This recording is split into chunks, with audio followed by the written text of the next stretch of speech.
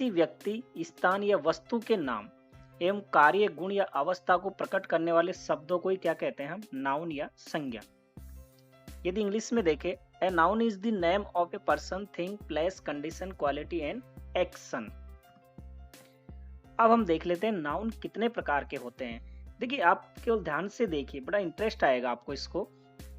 आप केवल समझते रहिए, सुनते रहिए, देखते रहिए। पहला है प्रॉपर नाउन, इसका मतलब होता है व्यक्तिवाचक संज्ञा। दूसरा है कॉमन नाउन यानी जातिवाचक संज्ञा। तीसरा है कलेक्टिव नाउन यानी समूहवाचक संज्ञा।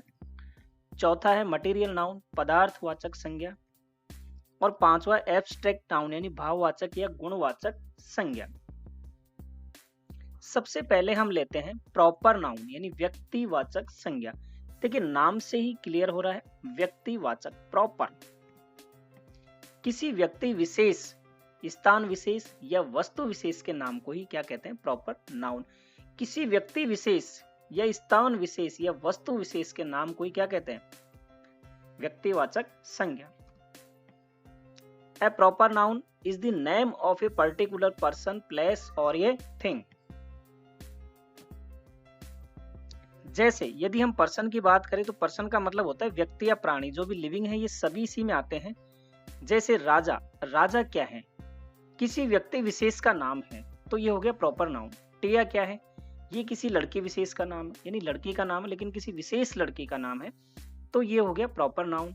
कालू, मैंने ब्रैकेट में लिखा है डॉग, किसी कुत्ते का नाम है, तो किसी विशेष कुत्ते का नाम हो गया, तो ये है प्रॉपर नाउन। ऐसे रूबी यानी कैट, ये बिल्ली है, तो किसी विशेष बिल्ली का नाम हो गया।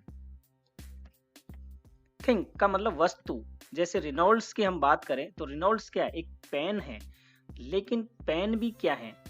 एक वस्तु विशेष हो गई ना। ये एक वस्तु विशेष है, यानी रिनोल्ड्स। जैसे रामायण तो एक पुस्तक विशेष का नाम है, या हम कहें एक ग्रंथ विशेष का नाम है, तो ये क्या है? प्रॉपर नाउन है।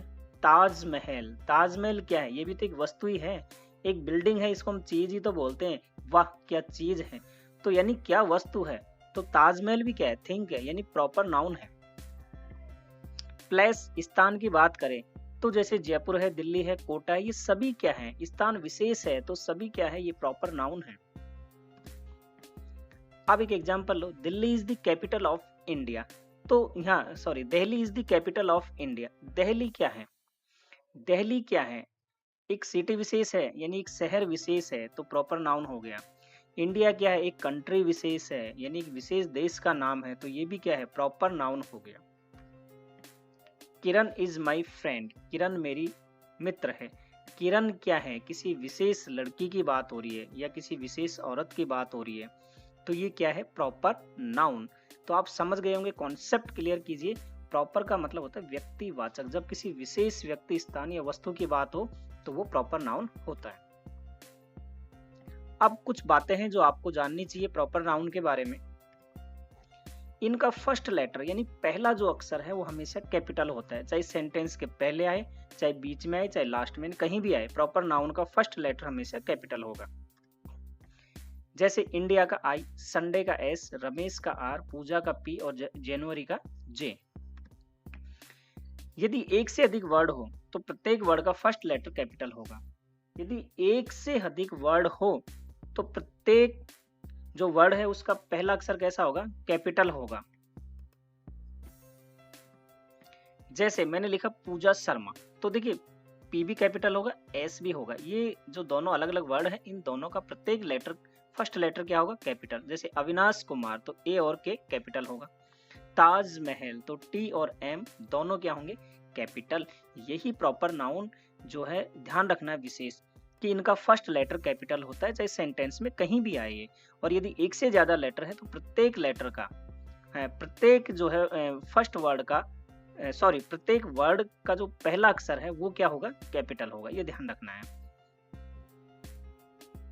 नेक्स्ट है कॉमन नाउन, जिसे हम कहते हैं जातिवाचक संज्ञा। देखिए कॉमन नाम से स्पष्ट हो रहा है, कॉमन है, जिसमें एक जाति या एक वर्ग के व्यक्ति या स्थानों या वस्तुओं का बोध होता है। मतलब एक जाति की बात होती है, क्लास की बात होती है, तो व्यक्ति, स्थान या वस्तुओं का बोध होता है।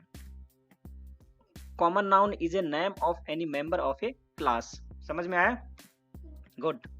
जैसे बुक, बुक क्या है? एक कॉमन वर्ड है, तो इसमें जितने भी किताबें हैं वो सारी आ जाती है। काऊ क्या है? तो काऊ क्या है? एक जाति है, जाति को शो कर रहा है, यानी कॉमन वर्ड है। डॉग क्या है? एक जाति है। टीचर क्या है? देखिए ये जितने भी हैं जो किसी जाति या हम कहें कि एक वर्ग यानी क्लास को शो करते हैं। वैसे न्यूज़पेपर है तो देखिए ये एक तरह से कॉमन वर्ड। अब इसमें जितने भी न्यूज़पेपर है जैसे द टाइम्स ऑफ इंडिया हो, दैनिक भास्कर हो, दैनिक जागरण हो, वो सभी इसमें आ रहे हैं। सिटी की बात करें तो क्या है? कॉमन है। और इसमें जितने भी शहर है जयपुर, जोधपुर, कोटा, उदयपुर, ये सभी क्या है? वो प्रॉपर नाउन है। बॉय, लड़के की बात हो रही है। अब सभी लड़के मतलब ये एक तरह से कॉमन हो गया, एक क्लास हो गई या हम कहें कि एक जाति हो गई। अगर इसमें कहे कि अलग अलग ये रमेश है, प्रकाश है, तो फिर वो क्या है? कॉमन नाउन है। ऐसे ही गर्ल्स, तो ये सभी क्या है? कॉमन नाउन को शो करते हैं, यानी एक जाति विशेष या एक क्लास, एक वर्ग को शो करते हैं। अब आप देखिए प्रॉपर नाउन कॉमन नाउन में डिफरेंस आपको पता लग जाएगा, इसको ध्यान से देखिए। Ravi is a boy, boy क्या है? एक कॉमन वर्ड है, यानी कि एक क्लास को शो कर रहा है, एक जाति को शो कर रहा है, तो ये क्या हो गया? Common noun. रवि क्या है? किसी विशेष लड़के का नाम है, तो रवि क्या हो गया? Proper noun. तो Ravi is a boy, Ravi एक लड़का है, तो यहाँ बॉय जो है ना ये कॉमन नाउन है और रवि क्या है? प्रॉपर नाउन है। ऐसे ही Japan is a country, country क्या है? कंट्री क्या है? एक कॉमन वर्ड है और उसमें जापान क्या है? एक विशेष देश है, तो कंट्री हो गया कॉमन नाउन और जापान हो गया proper noun. Clear? Ashoka was a king, यानी अशोक एक राजा था, तो किंग जो क्या है? ये कॉमन वर्ड है, यानी कि एक तरह से क्लास है, हम कहें एक जाति है, राजा। तो अब कौन है? एक विशेष राजा की बात हो रही, अशोका, तो ये हो गया प्रॉपर नाउन। किंग कॉमन हो गया हमारा और अशोक क्या हो गया? Proper noun. January is a month, तो मंथ जो क्या है? ये एक तरह से कॉमन है, कॉमन हो गया। उसमें कौन सा महीना है? जनवरी, तो जितने भी महीने हैं वो सारे इसमें आएंगे, तो जनवरी एक विशेष महीना हो गया ना, तो मंथ तो हुआ कॉमन नाउन और जनवरी क्या हो गया? Proper noun. ऐसे रूबी इज ए कैट, मतलब किसी बिल्ली का नाम जो है वो रूबी है, तो यहाँ पे तो कैट क्या हुआ? यहाँ कॉमन हो गया और रूबी क्या है? किसी विशेष बिल्ली का नाम हो गया, तो ये हो गया रूबी क्या है? Proper noun. कैट क्या हुआ? कॉमन। तो अब आपका कॉन्सेप्ट क्लियर हो गया। देखिए हमें तो बहुत मजा आ रहा है, बाकी जो बच्चे बैठे हैं उनको भी इंटरेस्ट आ रहा है, आप लोगों को भी इंटरेस्ट आ रहा होगा, तो ध्यान से इसको देखिए और समझने का प्रयास कीजिए। आगे बढ़ते हैं। प्रॉपर नाउन और कॉमन नाउन के मैं कुछ और आपको ले लेता हूँ वर्ड। जैसे डे क्या है? एक तरह से कॉमन है, यानी दिवस क्या है? एक मतलब जाति समझ लो आप एक तरह से। तो इसमें जितने भी जो डे हैं जैसे मंडे, संडे, ट्यूसडे, ये सारे क्या है? विशेष दिन का नाम है, तो प्रॉपर नाउन हो गए। ऐसे ही न्यूज़पेपर ये कॉमन नाउन है। इसमें जितने भी जो पेपर है जैसे Dainik Bhaskar, the times of India, Dainik Jagran, ये सारे क्या है? प्रॉपर नाउन है। बॉय की बात हो तो एक कॉमन नाउन है, इसमें जितने भी नाम है लोकेश, रमेश, मुकेश, महेश, सब आ गए। गर्ल्स की बात करें तो कविता जो है, सविता, बनीता, जितने भी है सब इसमें आ गए। सिटी की बात करें, सिटी क्या है? एक कॉमन नाउन है और इसमें जितने भी शहर है, मुंबई है, जयपुर है, कोटा है, दिल्ली है, ये सब इसमें आ गए।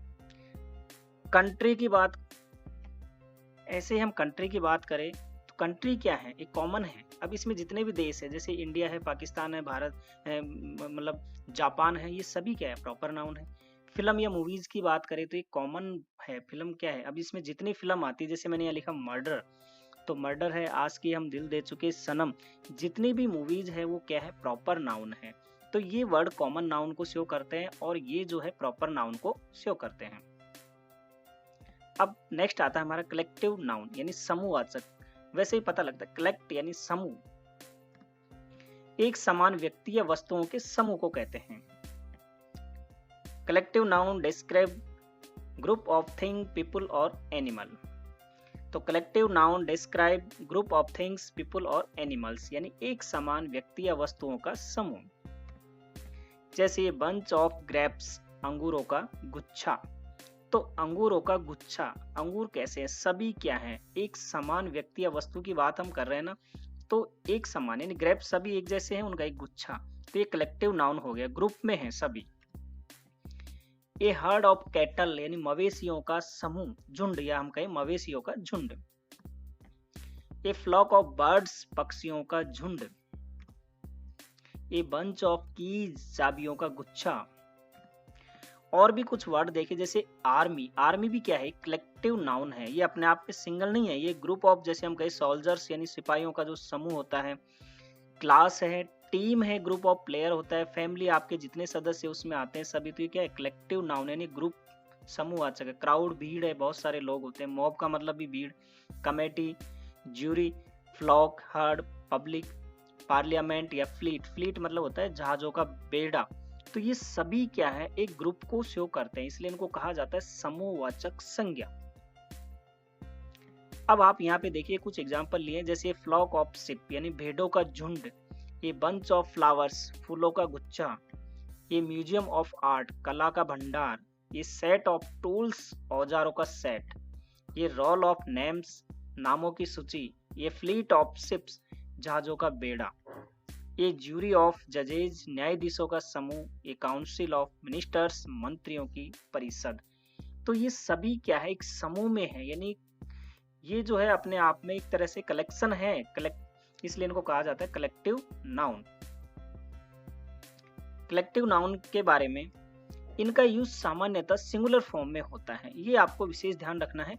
लेकिन देखिए मैं एक एग्जांपल लेता हूं, the committee meets every week, यानी कमेटी हम कहे कि प्रत्येक सप्ताह जो कमेटी होती है, कहने का मतलब ये हुआ मतलब बैठती है, यूं कह सकते हैं, कमेटी जो है प्रत्येक सप्ताह बैठती है, यूं समझो आप इसको।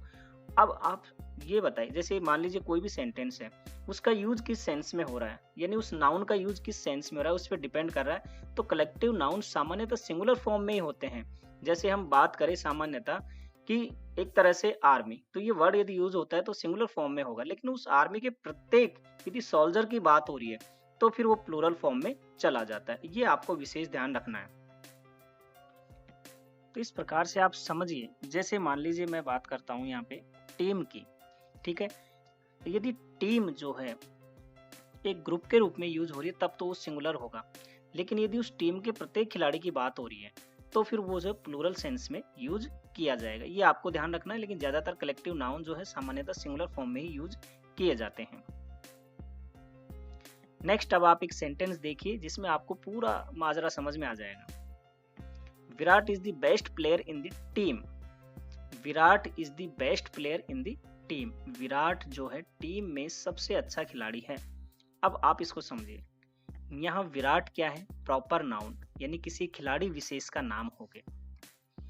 प्लेयर क्या है, कॉमन नाउन, प्लेयर क्या हो गया, कॉमन, ठीक है। और टीम क्या हो गया, टीम क्या है, ये कलेक्टिव नाउन है, यानी ग्रुप ऑफ प्लेयर हम कह सकते हैं, ग्रुप ऑफ प्लेयर्स।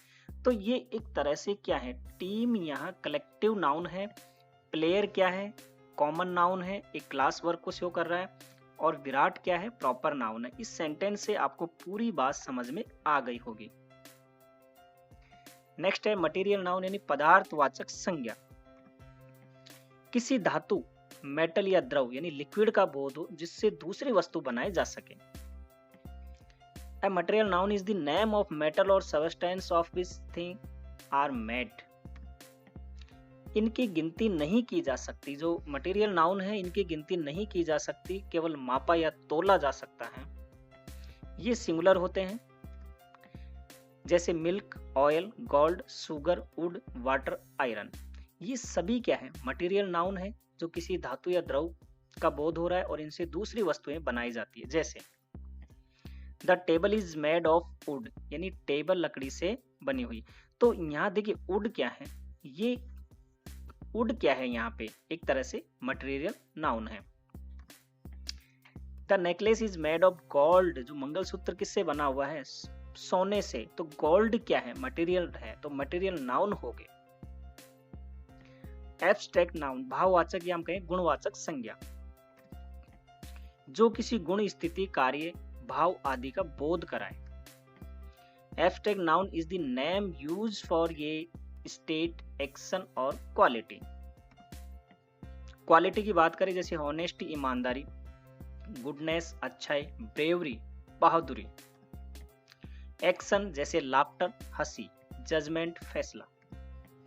स्टेट की बात करें डेथ मृत्यु, चाइल्डहुड बचपन, पुअर्टी गरीबी, यूथ युवा।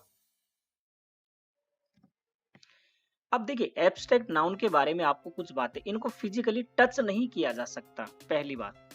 दूसरी, ना इन्हें देखा जा सकता है, केवल महसूस किया जा सकता है। इनका प्रयोग सामान्यतः सिंगुलर में किया जाता है। जैसे honest is the best policy, यानी ईमानदारी सबसे अच्छी नीति। अब आप मेरे को एक बात बताओ, आप ईमानदारी को टच कर सकते हो क्या? नहीं ना। देख सकते हो क्या? नहीं ना। केवल फील कर सकते हो। आप किसी से लव करते हो क्या? उस लव को आप टच कर सकते हो? ना। देख सकते हो? ना। केवल फील किया जाता है। तो एब्स्ट्रैक्ट नाउन जो है ना, ये क्या है? ना इनमें फिजिकल टचमेंट, ना इनको देखा जा सकता, केवल फील किया जाता है और इनका यूज सामान्यतः सिंगुलर में किया जाता है। अब एब्स्ट्रैक्ट नाउन के बारे में देखिए, आप जितनी भी सभी जो एक्शंस है, जैसे लाफ्टर हंसी, थेफ्ट चोरी, जजमेंट फैसला, वर्किंग जो है कार्य, या टीचिंग जो शिक्षण, ये सभी इसमें आते हैं। सभी भाषाएं जैसे Hindi, English, French, Chinese, Japanese, ये सभी क्या है? ये एब्स्ट्रैक्ट नाउन है। जितने भी साइंस और आर्ट्स है जैसे मैथमेटिक्स, फिजिक्स और पेंटिंग, ये सब इसमें आते हैं एब्स्ट्रैक्ट नाउन में। डिजीज है जितने भी, जैसे मिजल्स, हेडेक, कैंसर, सभी डिजीज। अब दूसरा जो आजकल मॉडर्न फॉर्मेट है नाउन का, उसके आधार पे नाउन को दो भागों में डिवाइड किया। पहला है काउंटेबल और दूसरा अनकाउंटेबल। काउंटेबल में प्रॉपर नाउन, कॉमन नाउन और कलेक्टिव नाउन है, जबकि अनकाउंटेबल में मटेरियल और एब्स्ट्रैक्ट नाउन को रखा गया है। क्लियर? सबसे पहले देख लेते हैं काउंटेबल नाउन, गणनीय, जिनकी गणना की जा सके।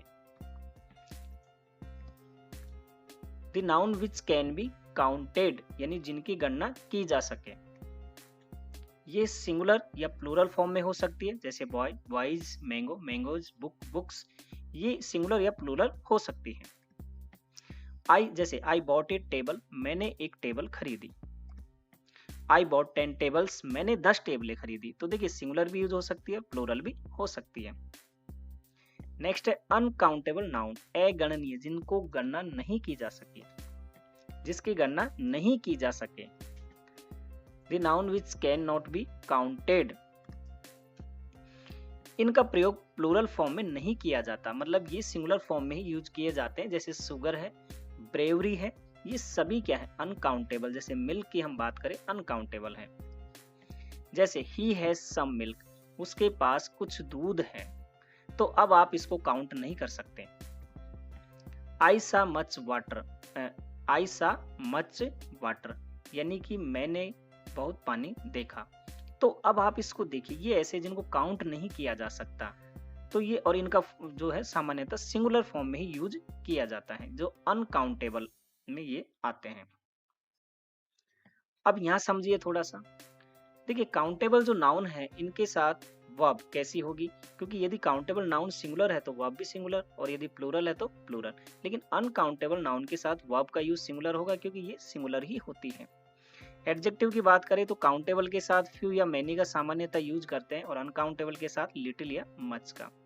आर्टिकल की बात करें तो काउंटेबल नाउन के साथ है एंड दी, दोनों का यूज, तीनों का यूज किया जाता है, लेकिन अनकाउंटेबल के साथ हम ज्यादातर दी का ही यूज करते हैं। ये बात आपको क्लियर हो जानी चाहिए।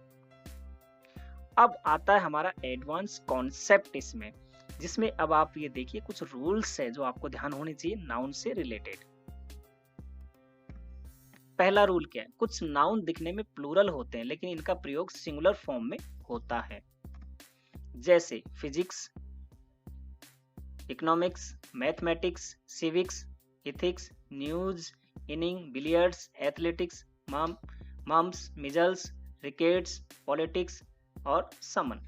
समन का मतलब होता है बुलावा, और ये जो है एक तरह से कोर्ट में जब बुलावा आता है तो उसको समन कहा जाता है, उस सेंस में इसका यूज किया जाता है। तो ये जितने भी वर्ड है आपको दिखने में कैसे लग रहे हैं? प्लूरल है, लेकिन इनका यूज सिंगुलर फॉर्म में होता है। ये ध्यान रखना, इनका एस भी नहीं हटाया जाता है, कहीं आप इनका एस हटा के और आप इस तरह से वर्ड बना दो, नहीं। Mathematics is not an easy subject, यानी मैथमेटिक्स एक आसान विषय नहीं है। तो यहाँ देखिए एस लगा हुआ है, लेकिन ऐसा नहीं कि ये प्लूरल है, ये सिंगुलर ही है। Billiards is a good game, यानी बिलियर्ड्स एक अच्छा गेम है। Politics is a dirty game, यानी राजनीति एक तरह से गंदा खेल है, आप यूं कह सकते हो। तो यहाँ पॉलिटिक्स यानी एस लगने के बाद भी सिंगुलर है, तो इन वर्ड का आपको ध्यान रखना है। ये जो नाउन्स है ना, इनका विशेष आपको ध्यान रखना है। कॉन्सेप्ट क्लियर हो गया होगा। दूसरा है, कुछ नाउन दिखने में सिंगुलर होते हैं लेकिन इनका यूज कैसे होता है, प्लूरल फॉर्म में, और इनके साथ एस नहीं लगाया जाता। जैसे चिल्ड्रन, पुलिस, कैटल यानी मवेशी, इन्फेंट्री जो पैदल सेना होती है, पीपल, पोल्ट्री यानी मुर्गी पालन, जेंट्री कुलीन वर्ग, पिजेंट्री किसान लोग, और कैवलरी यानी गुड सवार फौज। ये सभी नाउन क्या है, दिखने में सिंगुलर है लेकिन इनका यूज जो है ना प्लूरल फॉर्म में होता है। बात समझ गए? ये अपने आप में प्लूरल है, इनके साथ अलग से एस लगाने की जरूरत आपको नहीं है। जैसे cattle are grazing in the field, या आप कहो कैटल आर ग्रेजिंग यानी मवेशी चर रहे हैं। Police have arrested the thieves, यानी पुलिस ने चोर को गिरफ्तार किया है।